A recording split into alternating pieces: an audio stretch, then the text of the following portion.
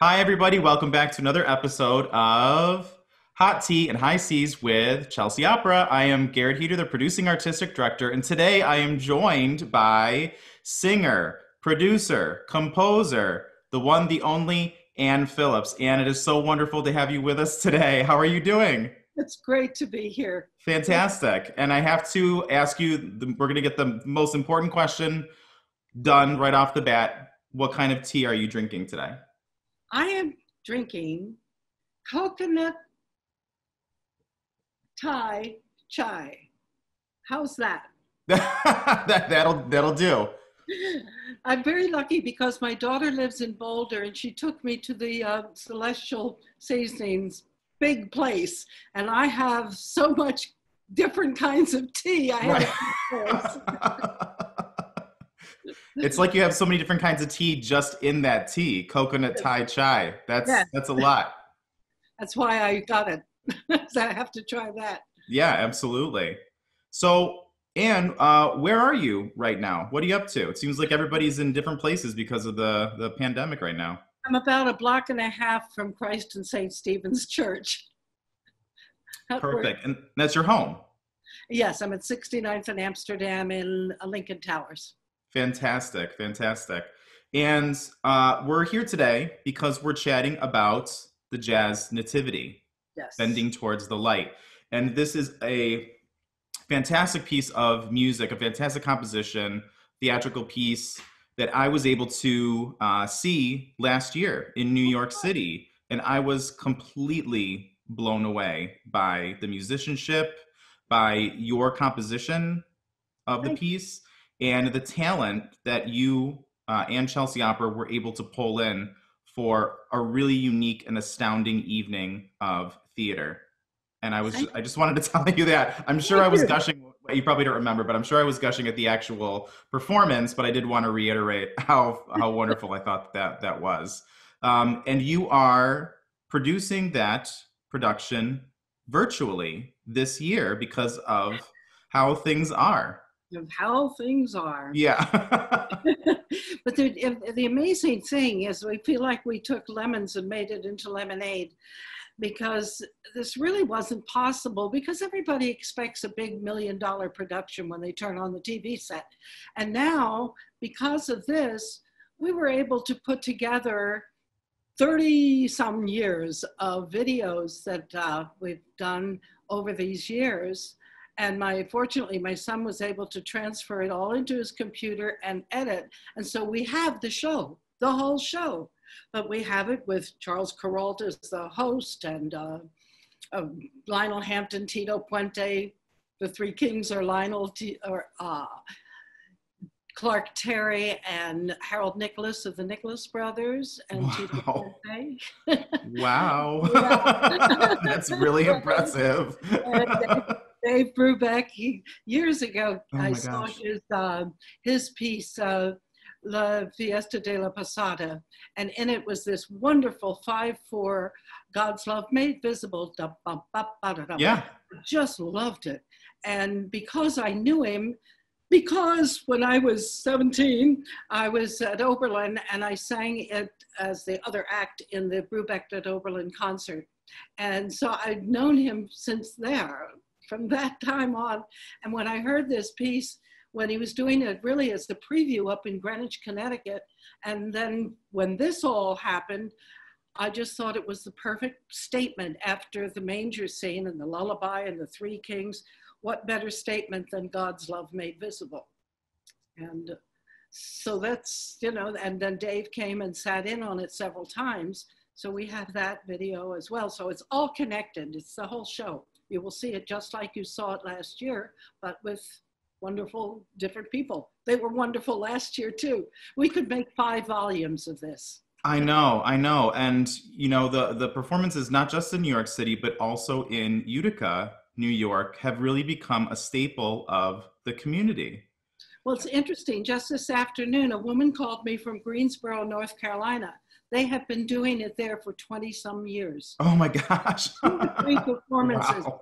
is a staple in the, It in the is a community. staple. And I know just from personal experience how much joy it brings to people, especially this year when we're in such a dark time, and there's just so much joyfulness and light in your piece with the performers that you have been able to cultivate and choose from over the years. It's such a hopeful, joyful experience, and I hope people do look up what is available until a specific date. Correct? We just moved it up to the 7th of January because the 6th of January is Dia de los Reyes. And we have so many Hispanic performers in it. Yeah. A woman that does a lot of publicity for the Hispanic papers and stations said, please, you can't stop on the 3rd. You've got to keep it going through the little Dia de los Reyes. And Yeah, so, you gotta keep pushing through to Epiphany, right? yeah. So let's kind of talk more about the technological aspect of, you said your son was able to splice these performances together. So well, people, it's not razor blade age. no, Anyway. I know, but okay, but maybe an antiquated term, but he is, patchworking is not a great term either, but he is taking all these different segments and creating a new performance from old stock footage that you have over the years. So I guess my question is, if one were to tune in and watch this, because it is available online until January 7th, as you said, are they going to be seeing, for example, are the three kings that are in this virtual presentation, are they the same three kings throughout the duration of the performance? Yes. So did you settle on one particular cast? For part of it, for the opening. And then we did a show for several years at the Lambs Theater, and it turned out that a lot of that was very good. We had particularly a wonderful woman, Maritha Stewart, who's a soprano. You really have to realize it is a jazz opera. All of the biblical text I set for music. And so she sings that, and also a vocal group, which is the New York Voices, who are the best of the best. Absolutely. And so that's what you will see in this. And then during the ending, after the pageant part of it is done and God's love made visible, then comes the finale, which is one song, Deck the Halls. Right. And the wonderful thing is that you hear all of these different people on all these different instruments in all their own styles playing on Deck the Halls. And so there are a few other people that you would not have seen as a king, but one or two of them that were kings, but they did such great solos, we put them in. Gotcha. But it's basically the cast. It's the show as you see it. Yeah, but it's also a real cornucopia of talent taken from multiple productions, which under normal circumstances, you wouldn't get to experience something like that. So this virtual presentation is actually quite unique. Yes, it is. I mean, we came pretty close every year. For instance, Lionel Hampton did it year after year after year. Right. And so did Tito Puente. So did Clark Terry. So many of them have done it because they want to come back. It was funny, Tito's manager finally called me up, and he talked like this. He said, Anne, you're killing me. Tito wants to do this show, 3 shows this year. You can have him 1. You're killing me, because he turned down work to do it. Oh. And you know what? Tito played all the shows. Oh, I bet he did. I bet he got his way. Absolutely. And you got your way too. You probably wanted him for all 3 productions, right? Oh, absolutely. Yeah. Anne Phillips gets what she wants. There you go. Well, the amazing thing was that so many people had heard about it that they actually were honored to be asked. Right. Yeah. And it really is, I sound like a broken record, but it really is such a magical evening of watching people who are at the top of their game doing what they do best. Yeah. And it's happening during Christmas. I mean, it's just like, how does it how does it get any better than that? I just don't know. And you had last year, specifically in New York, you had a set of, I believe they were brothers who were tap dancers. Oh, yes. And I think, was it their uncle who was also, there were three of them. That was Maurice Chestnut, who was a king. The tap dancers were Right. Yes. it's just extraordinary. I've gotten to know Extraordinary. the whole tap dance community of um, Harold Nicholas, Jimmy Slide, Cookie Cook, and now the younger generation. Savion Glover was in it when we did it in Trenton because Jimmy Slide was his mentor. And then we found the next generation, Max Pollock, who is called Rumba Tap, and Maurice Chestnut. And the interesting thing, another thing that I do is children's jazz choirs. And I was doing one up in Rye. The final concert, it's 100 kids singing all the great American songbook songs. And the finale is with great New York musicians playing for them. And I decided I wanted a tap dancer. So I called Maurice and I said, hey, do you have a kid that you teach or something, a young tap dancer that I could use in this? He said, I've got two. And so he sent them up. And that was the first time I met the Foreman twins, who are just wonderful. And we just did a conversation with them. We're doing that you can get online even before you buy your ticket and go into conversations of many of the performers and their thoughts about it and experience. And we did one this week with Ellis and Jaden Foreman, and they were just wonderful. They're now 15. They were 10 when I met them.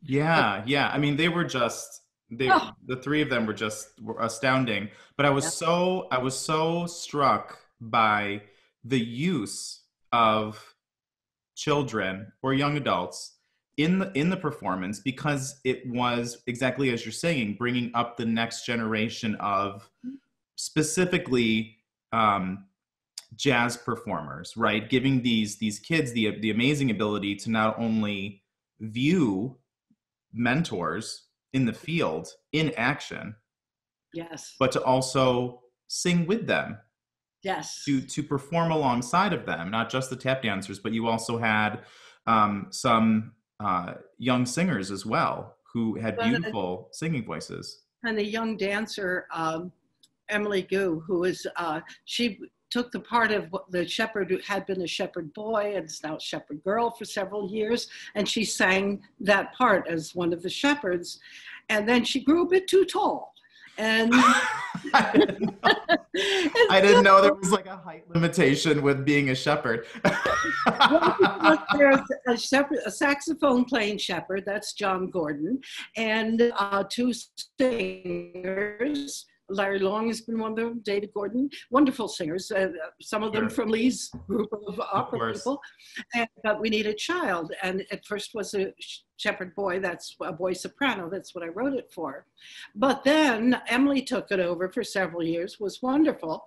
And then last year, I knew that she studied dance. Well, let me tell you, she did such an extraordinary job as the Spirit of Mary. It was just beautiful. That's who you saw. She was the shepherd girl, and then she grew up to be the Spirit of Mary. I just think it's hysterical that, you know, if you are this tall, you cannot be the shepherd. You know, it's like must be this tall to ride this ride. Cannot be this tall if you want to be the shepherd. Well, for boys, voices change, and that happened year after year. That's true. Yes.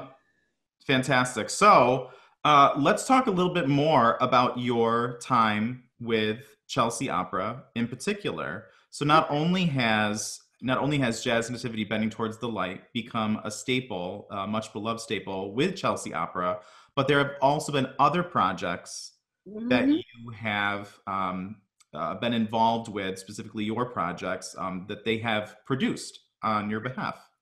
Do you want to talk about those at all? Absolutely, I'd love to. One of them was called What Are We Doing to Our World, which is a whole piece that I wrote Really quite some time ago, and I heard Jacques Cousteau saying that far out to sea he saw islands of debris, and that sounded like a lyric to me. And so I wrote this song, What Are We Doing to Our World, that includes that. And then over the years, it became this whole piece. Now, that was like 1970 something that I heard him, or maybe even before that. But as this whole climate awareness has happened, this became this whole piece that has readings of different people, including Mark Twain and Anne Dillard, and wonderful, wonderful pieces that go between the music. And so we did that. And also another piece called That Certain Age, which is about aging. We actually had we had Deborah Stone, who Right. I believe was actually, she was in that piece, and we had interviewed her, and she had mentioned that Oh, production. beautiful. Oh, what she did was just gorgeous.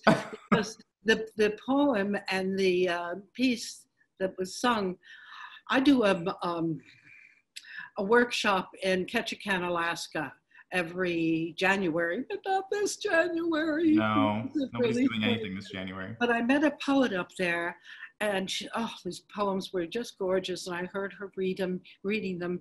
And so I've written music to them. It's called the Alaskan Trilogy. And so we used two of them actually in That Certain Age. And Deborah did the first one. And the final piece, Amanda Yakacek, who was a gorgeous singer and dancer, sang that one. But Deborah was just gorgeous because how she expressed that song was just magnificent. And did you find, because it seems like you keep returning to Chelsea Opera in order to have these works done, is there a reason that kind of separates them from other companies? Not really. They've been done at different places through the women's composer thing. You put things in, submissions, and people look. Also, the Alaskan Trilogies was done out in Toledo, I think. I mean, things like that. But the funny thing is that I'm going to say two reasons. I met Leonora, oddly, because my husband, Bob Kindred, who is the tenor saxophone player, who you will hear in this production of the Jazz Nativity, playing Silent Night, flew home from California, and sitting beside him was a cellist who was playing a concert that night. And guess where? Christ and St. Stephen's. Oh, And so we said, let's go. Now, I hadn't been going to church there because I was at that time the music director of the 9 o'clock service at St. Bartholomew's Church. sure. And so I wasn't going to other churches during that time. Right. And so that was our first meeting, and we connected. And then Lee has done several of my pieces on different concerts, just solo pieces, either she has or someone else, but used some of my work. And then I must tell you another odd thing about being at Christ and St. Stephen's Church. My great-great-great-great-grandfather was the rector of Christ Church in New York, and he married he was the rector, and then his assistant, Aldert Smeads, married the rector's daughter. And so I am connected with Christ Church in New York. Wow, that's quite a pedigree. Yeah. Then he went down he was asked by the church to start a school for girls in Raleigh, and that's St. Mary's, and also a university for Negroes, St. Augustine's, which is, both of them are still extant. So I go back a ways in the Episcopal Church. And Yeah, it sounds like it. Oh my goodness. So if we just go back to Jazz Nativity, Bending Towards the Light for a little bit, yeah, I was kind of hoping you'd be able to talk about the evolution of a piece that requires what seems to be so many moving parts to tell this story. Did it come fully formed no. you in your mind, or was it a process of kind of fitting things together, getting rid of things that didn't work, bringing in new thoughts? Not a whole lot. The basic structure of it is exactly what I first wrote. That's really impressive. Yeah. I mean, the basic structure is because I had just met Bob Kindred and I heard the gorgeous, warm sound of his saxophone. And so when I started to write it, that's when I decided it should start in the dark with Silent Night, with him playing it. So Sure. that was the beginning of it. One thing that changed was not having it all spoken, because it was John Garcia Gensel who was what they called the jazz minister at St. Peter's Church. And he suggested me as the writer of this. And that year he spoke all of the biblical, and she brought forth her firstborn, so forth. And about 3 years into it, somebody said, you know, this would flow much better if that were all sung.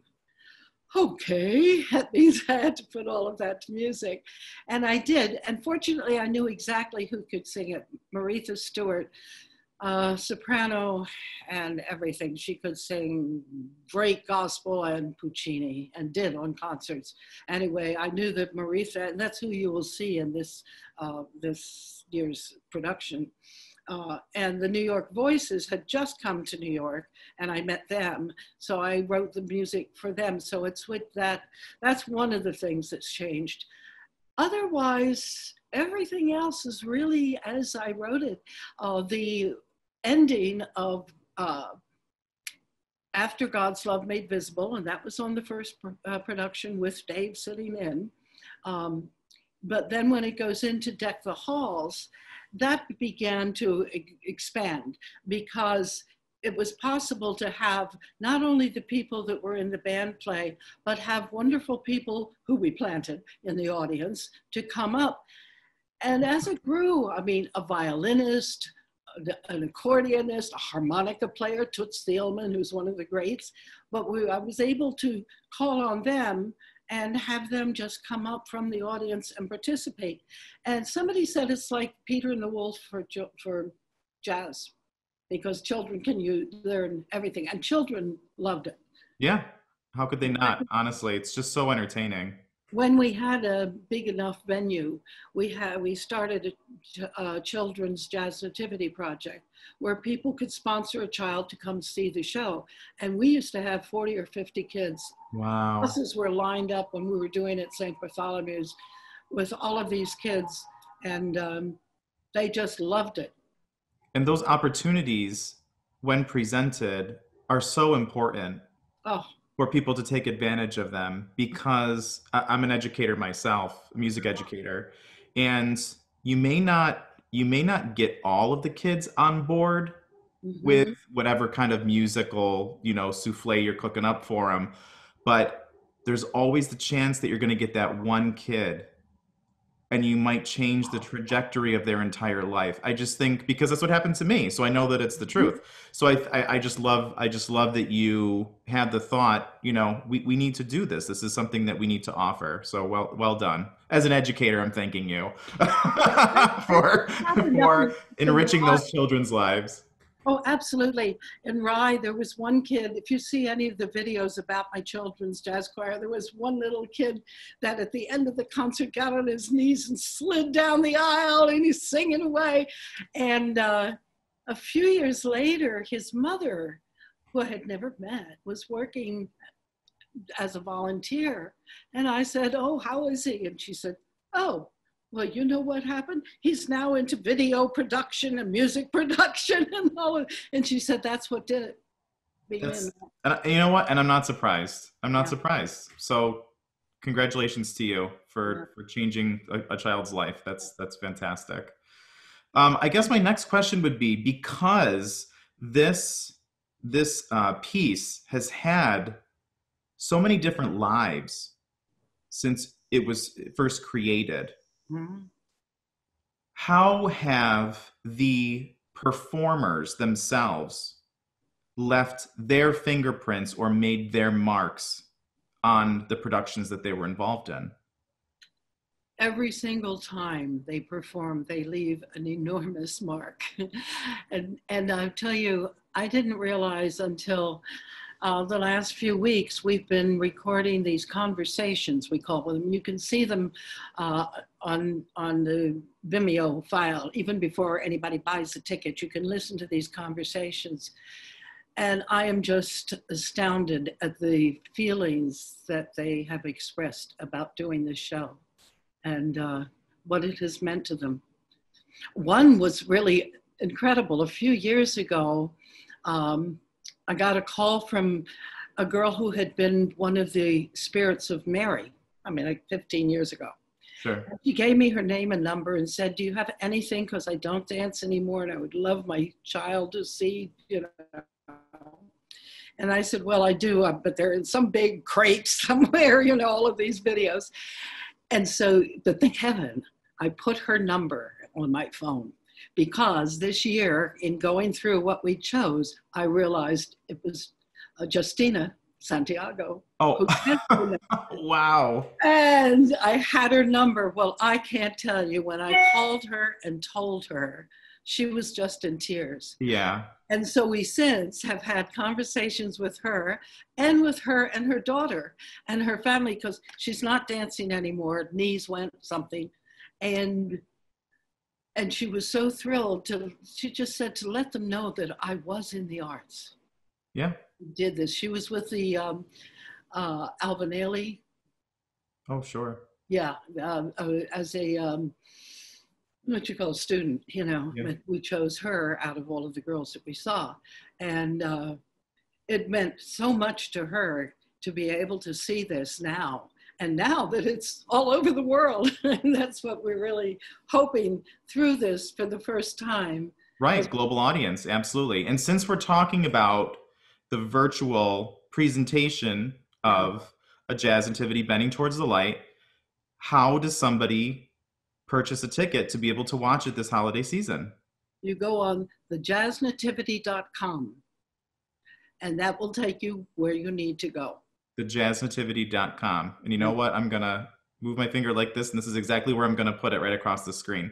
Great. It's where it's going to be, right over our faces. That's wonderful. Great. Well, you know what, Anne? I have to say, this has been fantastic. It's the end of our interview. I hope you had a nice time talking about Jazz Nativity. I know I certainly did. And I'm wondering if you would like to end this interview on a high note. I'm going to say one thing. Sure. Lee Priori rescued us about 4 years ago because I had no place to do it. And she asked me, where are we going to do? What are you doing with it this year? How about Christ and St. Stephen's? And we went over and looked, and the dates were free. And so my note is, yes to Lee. Perfect. What a way to end it. That's great. I know Lee's going to be impressed too. She's really going to like that. She surely did rescue us. We've been through a lot, and that was a major time. Yeah. And here's hoping to future live performances in person of a Jazz Nativity Bending Towards the Light. Not this year, but people can check it out virtually at this website right here. Bringing it up again for everybody. And please, people, go and check it out. You will not be disappointed. And it's just a great way to snuggle up with someone next to you on the sofa at home.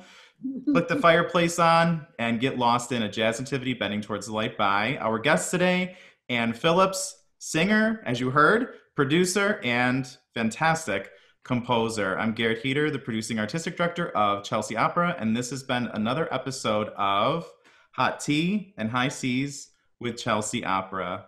Thank you, Anne, for joining us. Thank you so much, and we'll see you next year, folks.